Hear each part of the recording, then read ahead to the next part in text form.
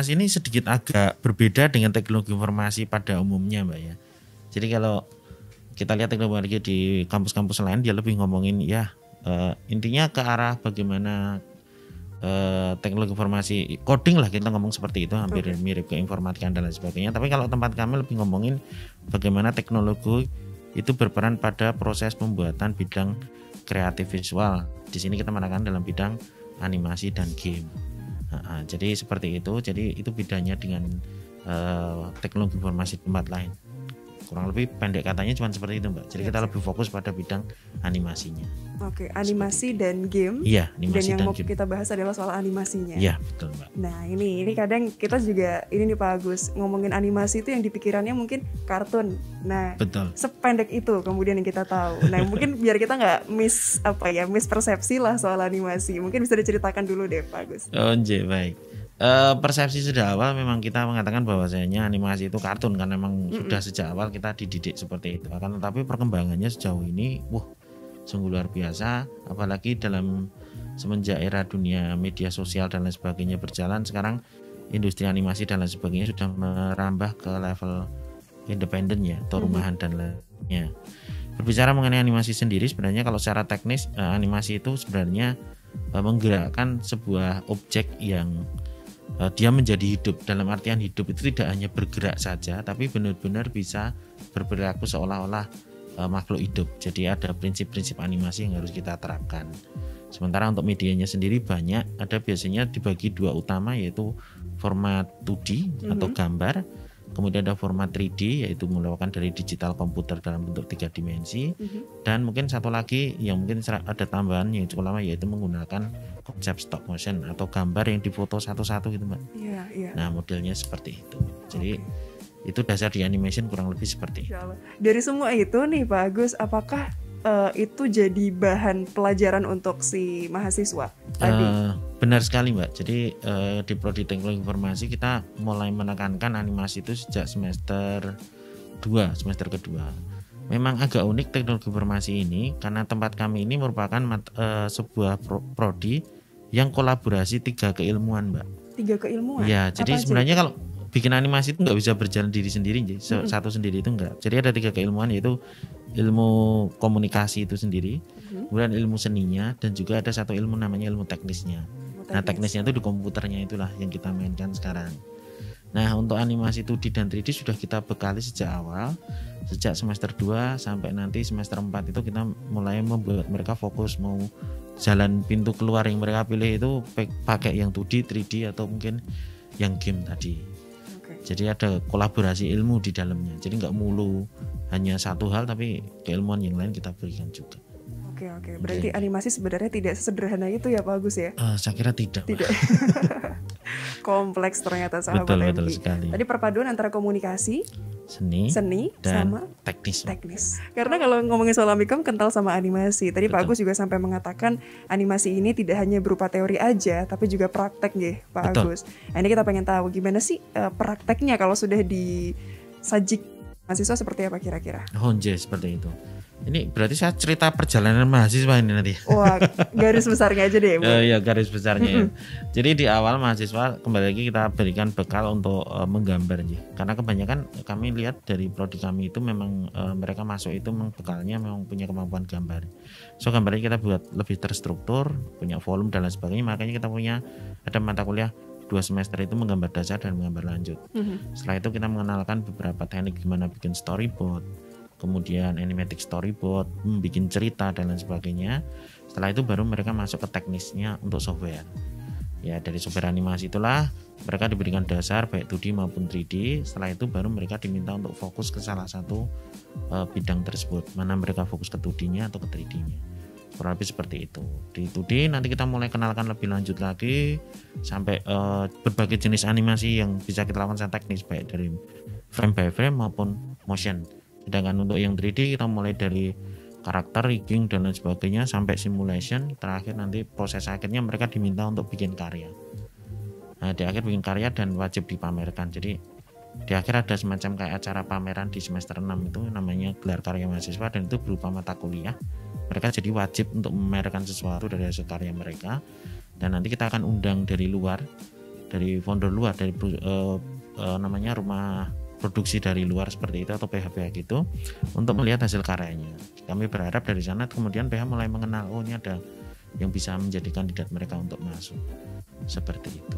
Baik, karena karya harus dipamerkan ya. Betul. Nah, kalau nggak dipamerkan gimana? Nggak tahu ya disimpen, mereka. Cuma disimpan aja nggak bisa itu. Harus ada portofolio mereka. Baik, pamernya dalam hal yang positif. Tentu ya. saja, Mbak. Tentunya begitu sahabat MG. Baik. Ada fakta menarik dari prodi kami, Mbak. Terutama kita kan angkatan cuman baru 2 yang siap lulus. Angkatan 2017 kemarin sama 2018 sekarang masih proses lulus ya.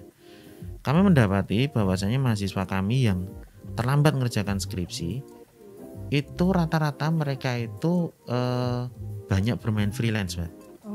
Freelance dari luar. Itu yang menyebabkan mereka justru mereka itu menggunakan ilmunya bahkan sebelum lulus.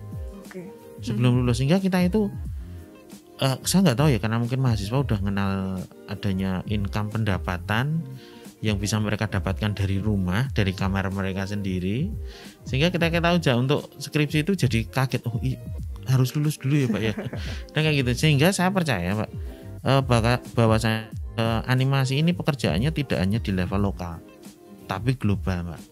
Karena mereka yang kerjakan, kalau saya tanya mereka, kamu freelance dapat dari mana? Banyak Pak, dari luar. Alhasil pekerjaan itu banyak dari luar negerinya Pak, yang masuk ke kita atau masuk order seperti itu. Belum dari permintaan dari dalam, itu juga cukup banyak. Dan bahkan segala sesuatu sekarang bahkan mulai ngomongin ini dibuat animasi aja dan lain sebagainya. Sehingga untuk keluarnya saya memang tidak bisa menjamin mereka bakalan masuk PH atau enggak, tapi yang pasti mereka bisa melakukannya untuk self employee mereka sendiri. Jadi kemampuan mereka sendiri, malah mereka bisa menjual dari versi mereka sendiri. Itu saya yakin ini ditambah dengan sekarang dunia internet sudah banyak membantu untuk hal tersebut ya Mbak. Ya enggak? Jadi luar biasa. Betul. Kalau perkembangannya seperti itu. Baik. Ternyata ini bukan lagi ranah lokal nasional tapi global, internasional atau global. Tadi luar biasa ya sahabat MG. Sahabat MG senang ya kalau kita sudah punya atau kita sudah tahu passion kita apa, terus kita menekuni itu. Cuma kadang nih Pak Agus sudah suka animasi katakanlah, tapi bingung untuk mencari jejaring, mencari relasi agar itu tidak hanya sekedar untuk hobi, kesenangan, tapi juga bisa menghasilkan nantinya. Gimana kira-kira langkah awal untuk meluaskan jejaring kita? Betul. Kalau yang bisa saya katakan cuma satu. Dunia industri kreatif itu tergantung di 2 hal. Yang adalah attitude, yang kedua adalah portofolio. Maka dari itu, teman-teman yang pengen menginjak di industri seperti ini, perbanyak portofolionya. Jangan disimpan hasil karyanya, publish. Sekarang Anda punya media sosial dan lain sebagainya, publish di sana. Dari situlah kemudian pasti akan ada kesempatan masuk di sana. Semakin banyak orang yang mengerti Anda, semakin banyak orang yang mengerti kualitas Anda, semakin banyak mereka yang akan memberikan informasi kepada Anda akan sesuatu atau peluang yang bisa Anda dapat. Itu dari situ. Nah, dari situlah kemudian nanti saya yakin perkembangannya lebih tinggi. Maka waktu-waktu kosong gunakan untuk istilahnya memperdalam atau memperkuat portofolio Anda. Karena setiap karya di sana pasti ada peminatnya. Setiap karya pasti ada peminatnya. Pasti. Mahasiswa bikin karya kan tidak langsung bagus biasanya. Awalnya mungkin ya ada celah di sana sini, dan kadang juga mungkin komentar itu kadang kalau dipublish di Instagram atau apa kan ada yang komentar ya Pak Agus ya. Betul. Komentarnya mungkin negatif dan dia akhirnya ya sudahlah sepertinya kok bukan jalurnya karena betul. Patah duluan sebelum bertanding. Ini kira-kira gimana kalau kondisinya gitu? Memang nyinyir itu membunuh. Nah, luar biasa itu. Luar biasa, dia membunuh niat seseorang untuk lebih baik ya. Memang di sini dibutuhkan sebuah mental yang cukup kuat dan dibutuhkan ada yang namanya teman. Maka dari itu prodi selalu merangkul, selalu mencoba mengapresiasi apapun yang mahasiswa bikin. Kita selalu mengadakan ada acara lomba dan lain sebagainya sebenarnya untuk membuat ajang karya mereka. Kita juga tidak membudayakan adanya perundungan, bulisme terhadap karya itu benar-benar dilarang karena memang proses itu berat Mbak. Bagi mahasiswa yang bikin karya itu pertama kali itu jelek, itu wajib. Jadi harus jelek. Oh, harus jelek. Iya, kalau pertama kali itu langsung bagus itu ada yang salah dengan Anda. Jadi harus jelek. Jadi pertama kalau bikin ini oke, kita benar-benar tahu dan tidak pernah ada perundungan di sana, tidak pernah ada caci maki di sana, nggak ada. Itu nggak boleh kalau seperti itu. Maka teman-teman mohon untuk menganggap seperti itu, dijaga memang perasaannya aja, hatinya benar-benar dijaga, tolong perbanyak ini, dan jangan pernah jatuh hanya dengan cacian seperti itu. Kurang lebih itu yang mungkin yang kita jadi PR besar untuk generasi sekarang ya. Karena semakin banyak beredarnya, semakin bebasnya media sosial, semakin bebas pula masukan-masukan yang masuk tanpa terfilter. Dan kita sendiri saya yang menjadi filter tersebut. Itulah yang harus kita lakukan lebih kuat. Jadi untuk sekali lagi, jika Anda publish karya, jika Anda memang tidak ada pengen ada komen masuk, tutup aja Mbak komennya. Komennya ditutup. Dinonaktifkan ya? Nonaktifkan saja. Tapi kalau memang benar, uploadlah di tempat yang benar. Ya kan, maksudnya upload di tempat inilah, ketahuilah komunitas-komunitas mana, teman-teman mana yang benar-benar bisa mengapresiasi hal tersebut. Itu saja itu akan banyak membantu. Dan bikin sedikitnya akan membuat semangat Anda untuk berkarya lebih baik ke depan. Baik, nah ini gimana caranya Pak Agus untuk memilih platform atau wadah yang pas untuk kita upload gitu? Nah ya benar, dari sinilah kemudian kita mulai mencoba komunitas-komunitas Mbak, kita mulai mengenal. Memang benar kita mulai perkuat komunitas. Dari chat-chat itu saya yakin tidak semuanya nyinyir. Dan mohon tidak berfokus pada itu. Tidak fokus pada itu. Jadi sudah mulai nyinyir, udah di skip aja, di slide, cari berapa yang memberikan appreciate baik. Dari sana coba feedback dan lain sebagainya. Saya yakin dari mereka yang memberikan feedback dari chat Anda dan lain sebagainya pasti akan memberikan informasi lebih jauh lagi. Join aja di sini, mungkin Anda bisa cek teman tersebut profilnya punya komunitas apa dan lain sebagainya, bisa ikut dari sana. Ya benar, istilahnya stalking ya kalau istilah sekarang. Stalking ya, iya. Tapi stalkingnya ke arah yang lebih baik saja, nyari apa sih yang bisa kita lakukan di sana, bisa nggak kita join. Banyak komunitas-komunitas di luar sana dalam bidang animasi yang menjadi wadah, dan bahkan banyak perusahaan yang menjadikan komunitas itu sebagai salah satu sumber mereka untuk istilahnya prajurit animasi berikutnya gitu. Jadi seperti apa ya sebutannya, regenerasi? Iya betul, regenerasinya itu ada dari sana. Kita bisa nyari dari sana, karena biasanya perusahaan bisa nyari dari komunitas tersebut. Mereka kadang nyari dari membuka bootcamp ataupun magang kayak gitu itu. Kalau rekrutmen kebanyakan mereka malah ini Mbak, terlalu berat ya, energinya terlalu besar untuk melakukan rekrutmen. Kadang dengan seperti itu. Kalau enggak, biasanya perusahaan animasi itu perusahaan lain. Dalam artian gini Mbak, dalam artian di sana ada nih yang lebih baik dan lain sebagainya. Kadang mereka saling transfer pemain.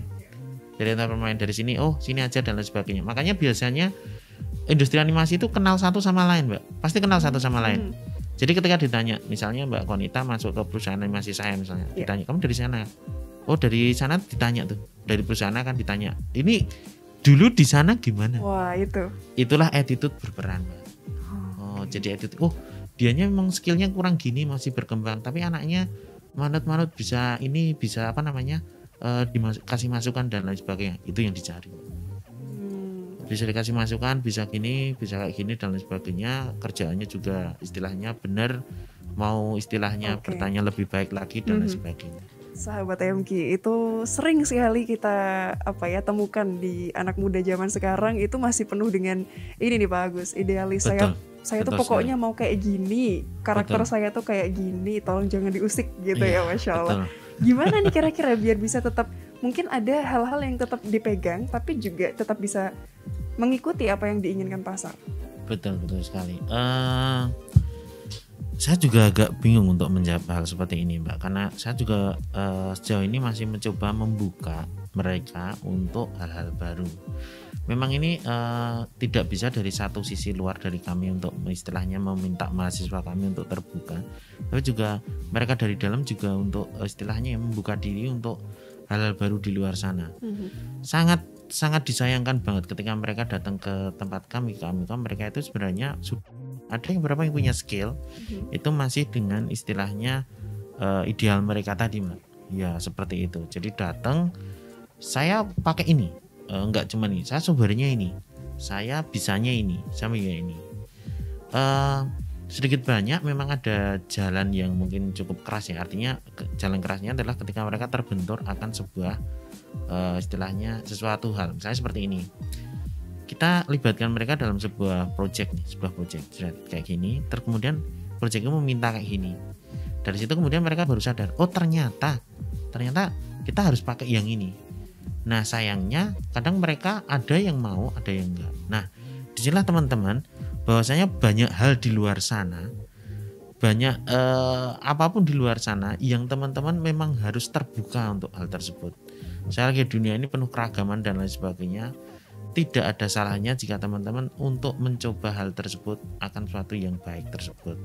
Pengembangan animasi, teknik dan lain sebagainya kita berikan semuanya untuk mereka istilahnya cicipi. Maka disinilah di prodi kami menekankan untuk kita ajarkan ini. Mereka mau nggak mau harus belajar itu, sehingga dari sana kita berharap mereka idealismenya mulai terbuka, Mbak. Mulai terbuka, dari sini ya ternyata bisa gini dan lain sebagainya. Jika nanti pun mereka harus kembali dengan istilahnya ideal mereka, tapi setidaknya mereka punya pertimbangan akan hal-hal yang lain. Jadi saya harap ini sesuatu yang dari teman-teman sendiri dari dalam untuk dapat istilahnya membuka diri akan hal yang baru, terutama dalam bidang kreativitas seperti ini. Yang ciri salah satu orang kreatif itu memang harusnya terbuka, dia akan perubahan, akan kritik dan lain sebagainya. Dia harus bisa akan hal tersebut.